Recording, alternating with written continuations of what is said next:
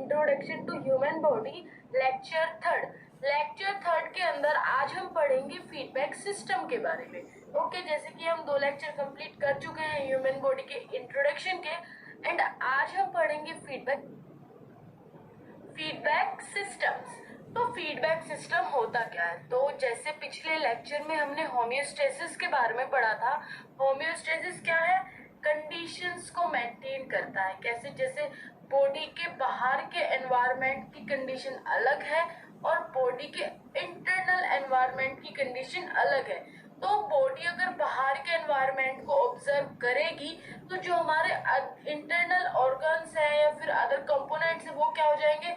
या तो अगर टेम्परेचर ज्यादा हीट वाला है तो ऑर्गन्स ज्यादा हीट महसूस करेंगे, और अगर टेम्परेचर बाहर का बहुत ज्यादा कूल है तो बॉडी के ऑर्गन्स ज्यादा खुद को क्या कूल महसूस करेंगे, फ्रीज होने की वो फ्रीज हो सकते हैं। तो इसलिए होमियोस्टेसिस बनाया गया है कि अगर बाहर की कंडीशन अलग है तो इंटरनल एनवायरनमेंट को मेंटेन करके रखा जाए। जो कंडीशन ऑर्गन्स को सेफ रख सके उस कंडीशन में वो ला सके।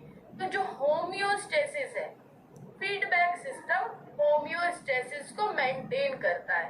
ठीक है, क्या होमियोस्टेसिस को फीडबैक सिस्टम मेंटेन करता है। A feedback system is a cycle of event in which the status of a body condition is monitored, evaluate, change, remonitor, re-evaluate and so on. तो फीडबैक सिस्टम क्या करता है? एक cycle है जो body की जो कंडीशन है उसको मॉनिटर करता है, इवेल्युएट करता है, री-इवेल्युएट करता है, री-मॉनिटर करता है। तो वो कंडीशंस को देखता है, फिर री-मॉनिटर करता है, देन उसके बाद कोई रिस्पॉन्स आता है या फिर कंडीशन को चेंज करता है। ठीक है, एंड सेकंड पॉइंट है each monitored variable such a body temperature, body blood pressure और blood glucose level is term control condition. तो ये सब चीज को देखता है, इस चीज को भी मॉनिटर करता है कि जो बॉडी के टेम्परेचर है वो सही वर्क कर रहे हैं कि नहीं कर रहे हैं, ब्लड प्रेशर सही है या नहीं है, ब्लड ग्लूकोज लेवल कैसा है। तो सभी कंडीशंस को कंट्रोल करता है। Okay, any disruption that change a control condition is called a stimulus। अब स्टिमुलस का क्या मतलब होता है? का मतलब होता है भंग करना। मतलब स्टिमुलस क्या करता है?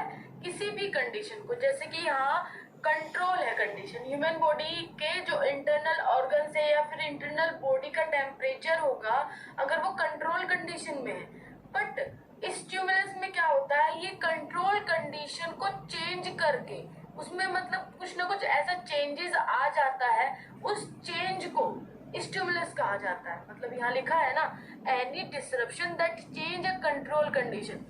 कंट्रोल कंडीशन को चेंज करता है कोई भी डिसरप्शन। कोई भी मतलब डिसरप्शन का क्या मतलब होता है? जैसे बोल सकते हैं हम डिसरप्ट, कुछ भी कंडीशन चेंज कर दी गई है, भंग कर दी गई है। ठीक है, डिसरप्शन का मतलब होता है भंग करना। ओके, तो ये स्टिमुलस क्या करता है? कंट्रोल कंडीशन में जो भी चेंजेस, जो भी डिसरप्शंस आएंगे उसको क्या कहा जाता है? स्टिमुलस कहा जाता है। और स्टिमुलस का हिंदी मीनिंग होता है प्रोत्साहन। ठीक है, तो कंडीशन कोई भी चेंज होगी तो उसमें क्या बोला जाएगा? उसको स्टिमुलस बोला जाएगा। नेक्स्ट है a feedback system include 3 basics components. 3 basic components है फीडबैक सिस्टम के, a receptor, a control centre and effect.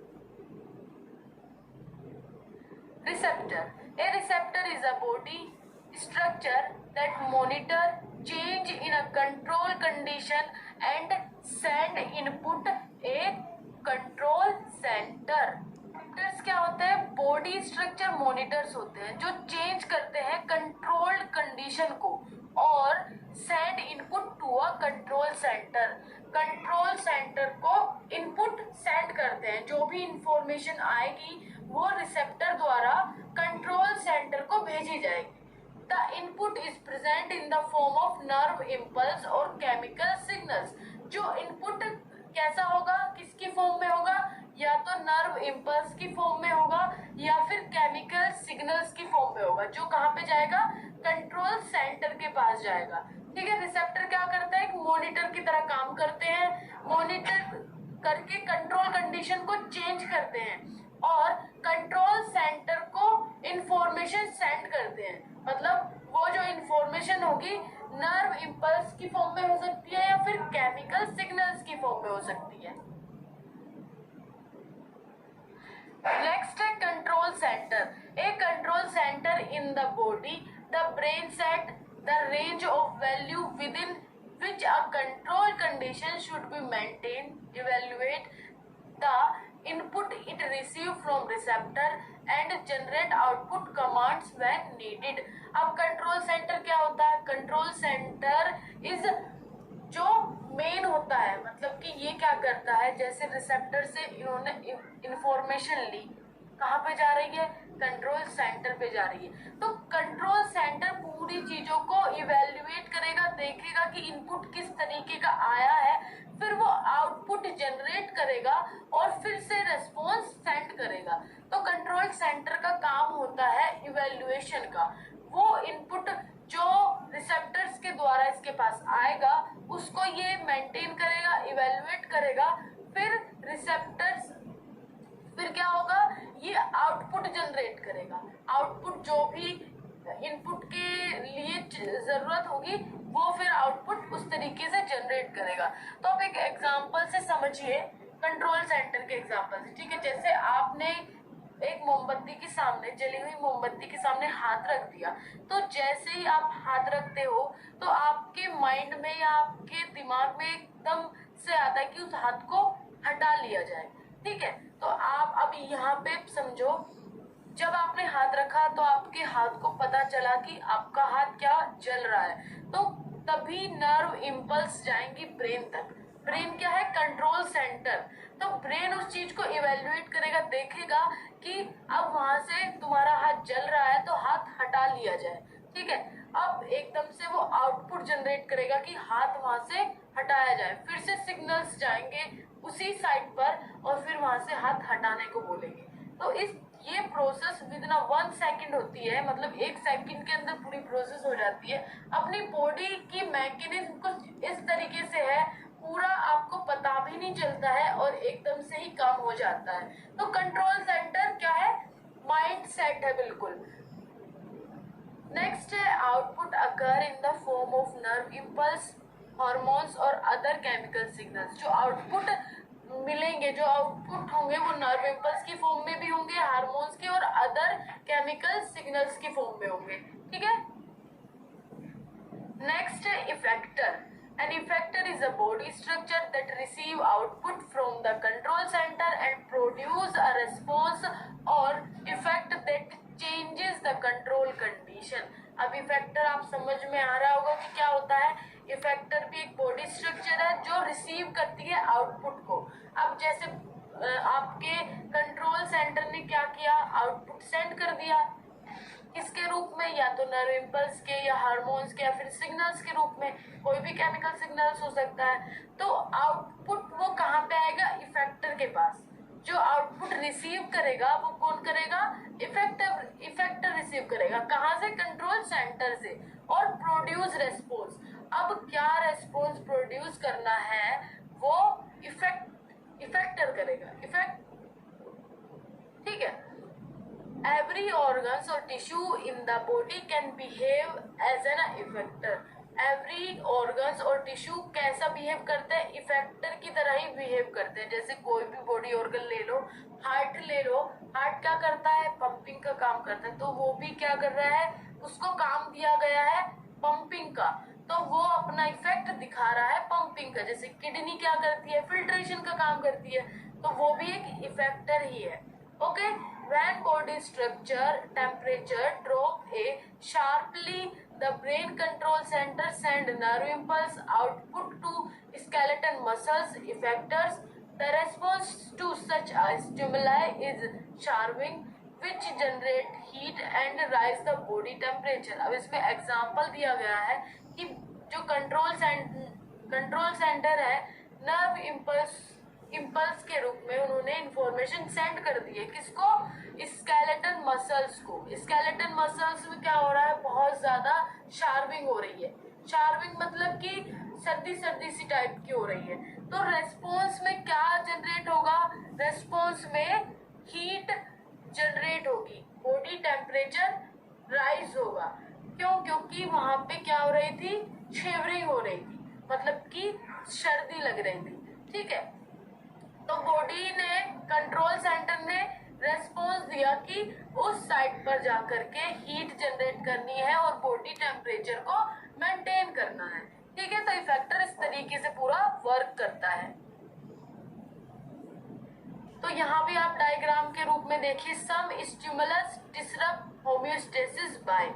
कुछ स्टिमुलस का मतलब जो कि कंडीशंस को क्या करते हैं? डिसरप्ट करते हैं। तो होम्योस्टेसिस की कंडीशन को डिसरप्ट किया जा रहा है, इंक्रीज और डिक्रीज। या तो कंडीशन टेम्परेचर बढ़ भी सकता है या फिर घट भी सकता है। Control condition that is monitored by. तो कंट्रोल कंडीशन मतलब कि मॉनिटर की जाएगी किसके द्वारा? रिसेप्टर के द्वारा। That send input nerve impulse और सिग्नल्स। नर्व इम्पल्स के रूप में या फिर सिग्नल्स के रूप में रिसेप्टर क्या करेंगे? इनपुट जनरेट करेंगे और कहाँ तक लेकर के जाएंगे? कंट्रोल सेंटर तक लेकर जाएंगे। ठीक है, तो यहाँ जैसे आपको दिख रहा है, यह है कंट्रोल सेंटर। तो यहाँ तक कौन लेके आ रहा है? Receptor. That receive the input and produce. और ये क्या करेगा? इनपुट को रिसीव कर लेगा और फिर इसको मॉनिटर करेगा। मॉनिटर करने के बाद देखेगा इंफॉर्मेशन कैसी है। तो जैसे कि यहाँ पे कंडीशन इंक्रीज हो रही है। ठीक है, और बॉडी टेम्परेचर बढ़ रहा है। तो कंट्रोल सेंटर को पता चला कि बॉडी टेम्परेचर बढ़ रहा है, तो फिर ये क्या करेगा? आउटपुट प्रोड्यूस करेगा। आउटपुट भी किसकी फॉर्म में होंगे? नर्व इम्पल्स की या फिर केमिकल सिग्नल्स की फॉर्म में होंगे। देन आ जाएगा वो केमिकल, कंट्रोल सेंटर क्या कर देगा? आउटपुट प्रोड्यूस कर देगा। आउटपुट कहाँ पे जाएगा? इफेक्टर के पास जाएगा। Effector that bring about a change, और जो कंट्रोल सेंटर उसको ऑर्डर देगा फिर वो उसको फॉलो करेगा। ठीक है, response that alert the control condition. अब वो इफेक्टर क्या करेगा? कंट्रोल कंडीशंस को मतलब कि जो कंट्रोल सेंटर ने उसको आउटपुट दिया है उसको ब्रिंग कर लेगा, ले लेगा और रेस्पॉन्स जनरेट करेगा। तो जैसे कि अगर बॉडी का टेम्परेचर बढ़ रहा होगा तो कंट्रोल सेंटर ने उसको ऑर्डर दिया वहां पे हीट जनरेट करो, बॉडी के टेम्परेचर को जाकर के मेंटेन करो। तो इसी तरीके से पूरा फीडबैक सिस्टम वर्क करता है, होम्योस्टेसिस वर्क करता है। ठीक है, negative feedback system. A negative feedback system reverse a change in a control conditions। जो नेगेटिव फीडबैक सिस्टम होता है वो क्या होता है? रिवर्स, कंट्रोल कंडीशन से बिल्कुल रिवर्स होता है। For example, there regulation of blood pressure BP is force exerted by blood on the walls or blood vessels। अब इसमें क्या है? जो नेगेटिव फीडबैक सिस्टम है वो बिल्कुल कंडीशन, कंट्रोल कंडीशन को चेंज करता है। किस तरीके से? जैसे ब्लड प्रेशर अगर हाई हो रहा है तो उसको क्या करता है? लो करता है, मतलब एक इक्वल कंडीशन में लाता है। When the heart beat faster और harder the blood pressure increase. जब हार्ट बीट बढ़ जाती है बहुत ज्यादा तो ब्लड प्रेशर भी इंक्रीज हो जाता है।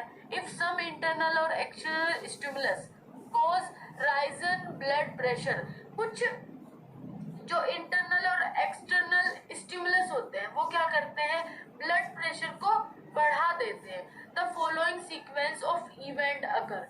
कुछ फॉलोइंग सीक्वेंस मतलब कि कुछ इवेंट्स ऐसे होते हैं जो ब्लड प्रेशर इंक्रीज हुआ है स्टिमुलस के कारण, वो कंडीशंस को नॉर्मल लाने की कोशिश करते हैं। Baroreceptors, pressure sensitive nerve cells located in the walls of blood vessels detect the high blood pressures.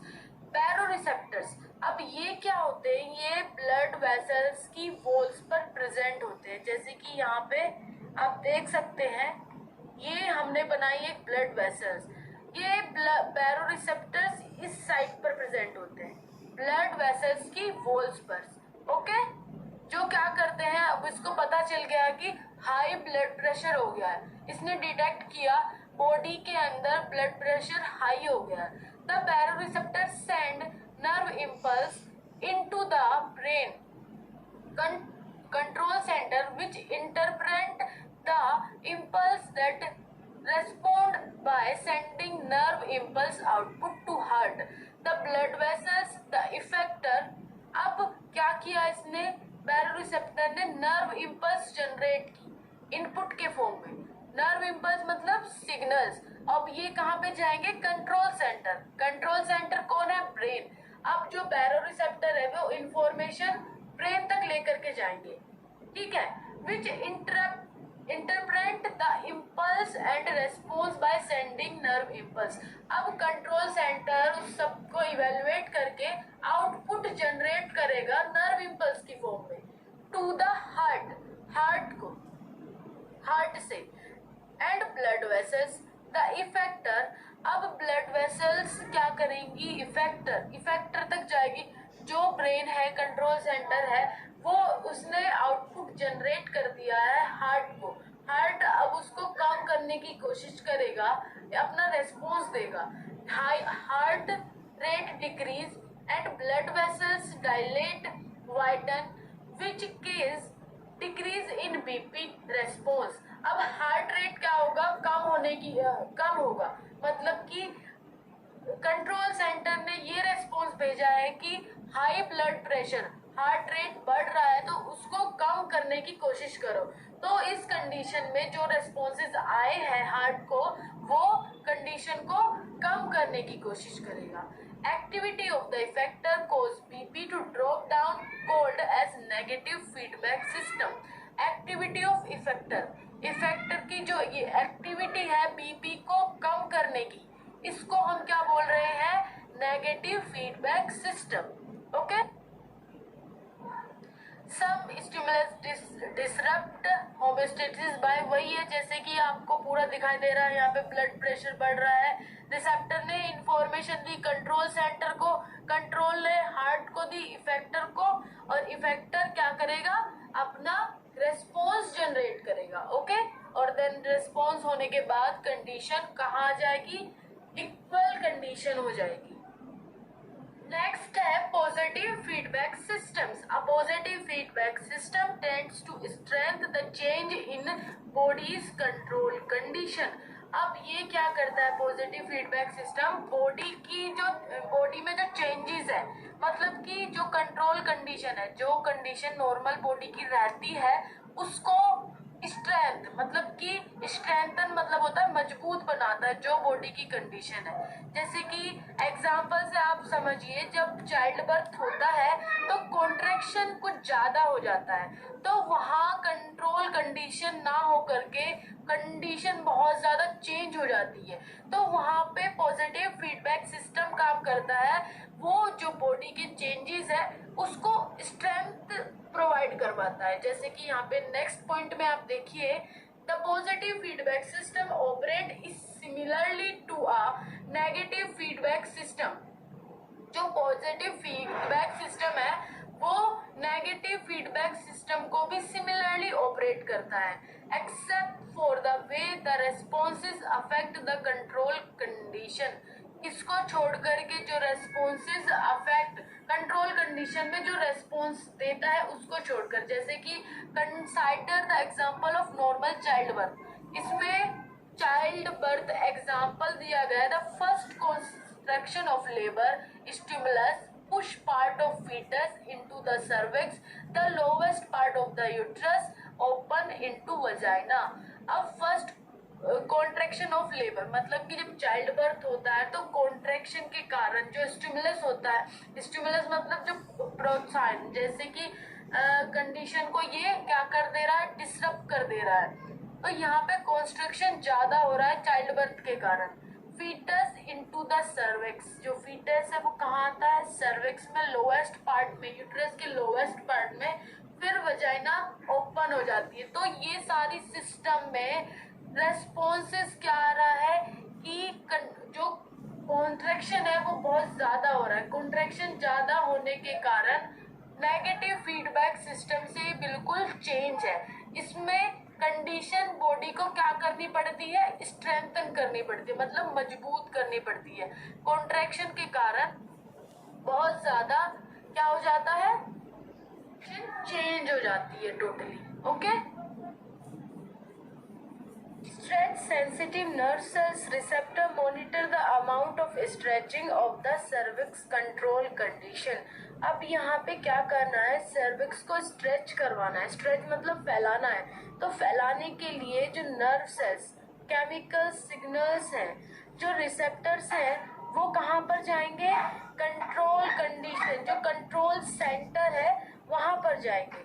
As stretching increase they send more nerve impulse into the brain control center, which in turn release the hormones oxytocin output into the blood। stretching increase, अब जब nerve impulse कहाँ पर जा रही है, control centre पर control centre पर जाएगी। इंफॉर्मेशन क्या लेकर जा रही है, स्ट्रेचिंग को इंक्रीज करना है, मतलब कि स्ट्रेचिंग मतलब फैलाव ज्यादा करना है। कहाँ पर, सर्विक्स में। Which is response release the hormones oxytocin. अब कंट्रोल सेंटर सब चीजों को मॉनिटराइज करके रेस्पॉन्स क्या देगा, हॉर्मोन्स ऑक्सीटोसिन वो रिलीज करेगा। कौन, कंट्रोल सेंटर। कंट्रोल सेंटर कौन है, brain. Brain oxytocin hormone release करेगा, कहाँ रिलीज करेगा, ब्लड के अंदर। वाया ब्लड ऑक्सीटोसिन हार्मोन अपने सेंटर पॉइंट पर जाएगा। ठीक है, oxytocin cause muscles in the wall of the uterus effector to contract more forcefully. Oxytocin के कारण जो मसल्स है, मसल्स वॉल क्या हो जाएंगी, यूट्रस की जो मसल्स वॉल्स हैं वो कॉन्ट्रैक्ट और ज्यादा कॉन्ट्रैक्ट हो जाएंगी। The contraction push the fetus further down the uterus. Contraction के कारण यूट्रस डाउन मतलब कि जो फीटस होगा वो यूट्रस में नीचे की तरफ आ जाएगा। Which stretch the cervix even more, और जो सर्विक्स है वो और ज्यादा क्या हो जाएगी, स्ट्रेच हो जाएगी, मतलब फैल जाएगी। Then stretching of the cervix case and oxytocin is no longer release. Cervix के ज्यादा फैलने के कारण जो ऑक्सीटोसिन है वो और रिलीज नहीं होगा, क्योंकि ऑक्सीटोसिन किस लिए रिलीज करवा रहे थे, स्ट्रेच मतलब फैलाने के लिए रिलीज करवा रहे थे। अब जब सर्विक्स ज्यादा फैल जाएगी तो ऑक्सीटोसिन का रिलीज होना क्या हो जाएगा, बंद हो जाएगा। ठीक है, process of blood clotting. Blood clotting का क्या मतलब होता है, खून का जमना। ठीक है, खून का थक्का भी उसको बोल सकते हैं। तो किस तरीके से ब्लड क्लोटिंग होती है उसकी प्रोसेस हमें देखनी है। The positive feedback is initiated when injured tissues release chemical that activate platelets in the blood, and activate platelets release chemical to activate more platelets, causing a rapid cascade resulting in the formation of a blood clot। अब blood clotting में क्या होता है, जब आपकी कोई भी tissue cell injured हो जाती है, इंजर्ड होने के कारण वहां से ब्लड रिलीज होता है। अब उस ब्लड को बंद करने के लिए क्या होता है, पूरा वही प्रोसेस चलता है। सबसे पहले रिसेप्टर आता है, रिसेप्टर कहाँ पर, कंट्रोल सेंटर को इंफॉर्मेशन देता है बाया नर्व इम्पल्स के थ्रू। ठीक है, देन कंट्रोल सेंटर उसको मॉनिटर करेगा। मॉनिटर करने के बाद क्या करेगा, सिग्नल रेस्पॉन्स देगा। अब रेस्पॉन्स वो क्या दे रहा है, रेस्पॉन्स दे रहा है कि प्लेटलेट्स को एक्टिवेट किया जाए, और प्लेटलेट्स उस साइट पर जाएगी जहां पर ब्लड रिलीज हो रहा है। तो वो वहां जब प्लेटलेट्स एक्टिवेट हो जाएंगी तो ब्लड रिलीज होना बंद हो जाएगा। ओके, तो इस तरीके से पूरी प्रोसेस क्लोटिंग की काम करती है। देन आ जाते हैं लैक्टेशन पर। As the baby suckles on the nipple, a response is sent to the spinal cord and up into the hypothalamus, which then stimulate the pituitary gland to produce more prolactin to produce more milk। अब क्या है, जब baby nipple को सक करता है। सक करने के कारण क्या होता है, स्पाइनल कोड के थ्रू एक इंफॉर्मेशन जाती है ब्रेन तक। अब ब्रेन के अंदर प्रेजेंट रहता है पिट्यूटरी ग्लैंड। देन जब पिट्यूटरी ग्लैंड वहां पर क्या हो जाता है, एक्टिवेट हो जाता है, स्टिमुलेट हो जाता है। पिट्यूटरी ग्लैंड स्टिमुलेट होने के कारण प्रोड्यूस होता है प्रोलैक्टिन, मतलब प्रोलैक्टिन हार्मोन प्रोड्यूस होता है, जिसके कारण मिल्क का प्रोडक्शन होता है। ठीक है, नेक्स्ट आ जाते हैं the generation of nerve signals. In generation of nerve impulse the membrane of a nerve fibre allow the inflow of sodium ions through sodium channels resulting in a change in the membrane potential, which in turn causing more sodium channel is open. This change in the membrane potential is responsible for the generation of nerve signals. अब इसमें क्या हो रहा है, generation of nerve signals में ये एक membrane पर, जैसे हम यहाँ पे आपको एक डायग्राम बना करके दिखाते हैं, देखिएगा यहाँ पे ये क्या है, एक सेल है। ये सेल की आउटर, मतलब ये हो गई सेल मेम्ब्रेन, ये हो गई सेल मेम्ब्रेन। ठीक है, अब यहाँ पे क्या प्रेजेंट होते हैं, कुछ सिग्नल्स, कुछ रिसेप्टर्स यहाँ पे प्रेजेंट होते हैं। किस पर, सेल की मेम्ब्रेन पर। सेल मेम्ब्रेन पर रिसेप्टर्स किस टाइप के होते हैं, कुछ चैनल्स बने हुए होते हैं इस टाइप के। यहाँ पे देखिए जूम आउट करके हम आपको डायग्राम बना के दिखा रहे हैं। इस तरीके से कुछ चैनल्स बने हुए थे, और ये हो गई सेल मेम्ब्रेन। ओके, ठीक है, ये इंट्रासेल्यूलर पार्ट हो गया, ये एक्स्ट्रा सेल्यूलर पार्ट हो गया। अब कोई भी आयंस, किसी भी टाइप के आयंस आ सकते हैं, बट वो जिस टाइप का चैनल होगा उसी टाइप में वो एंटर कर पाएंगे। जैसे कि सोडियम चैनल है, ये कौन सा चैनल है, सोडियम चैनल। तो सोडियम चैनल्स में कैसे आ सकते हैं, सोडियम आयंस ही एंटर कर सकते हैं, ना कि इस पे पोटेशियम आयंस एंटर करेंगे। ठीक है, तो सोडियम चैनल पे सोडियम आयंस आएंगे, एंटर करेंगे, अपना फंक्शन जो भी उनका काम है वो करेंगे, और सेल के अंदर से उन्हें अगर बाहर जाना है तो वो सेल के अंदर से बाहर जाएंगे, अगर सेल के बाहर से उसको अंदर आना है आयंस को तो वो अंदर आएंगे। तो मतलब ये चैनल्स क्या कर रहे हैं, सोडियम आयंस के लिए ट्रांसपोर्टेशन का काम कर रहे हैं।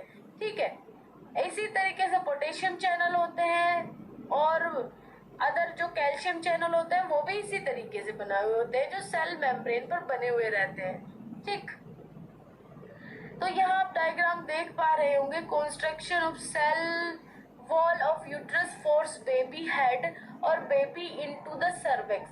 तो यहाँ पे क्या हो रहा है, सर्विक्स को क्या करना है, स्ट्रेच करना है। कॉन्ट्रैक्शन के कारण बेबी हेड क्या कर पा रहा था, मतलब कॉन्ट्रैक्ट नहीं कर पा रहा था, तो सर्विक्स को क्या करना है, स्ट्रेच करना है। स्ट्रेच, अब जो स्ट्रेचिंग की इंफॉर्मेशन है वो रिसेप्टर लेकर के जाएगा कंट्रोल सेंटर के पास। कंट्रोल सेंटर अब अपना मॉनिटर, उसने इंफॉर्मेशन को मॉनिटर करेगा। मॉनिटर करने के बाद रेस्पॉन्स जनरेट करेगा। अब रेस्पॉन्स जाएगा किसके पास, इस इफेक्टर के पास। इफेक्टर अपना इफेक्ट करेगा, तो इफेक्टर का क्या इफेक्ट है यहाँ पे, स्ट्रेचिंग करना, तो वो स्ट्रेच कर देगा मसल्स को। ओके, नेक्स्ट फ्रेंड्स, आज का लेक्चर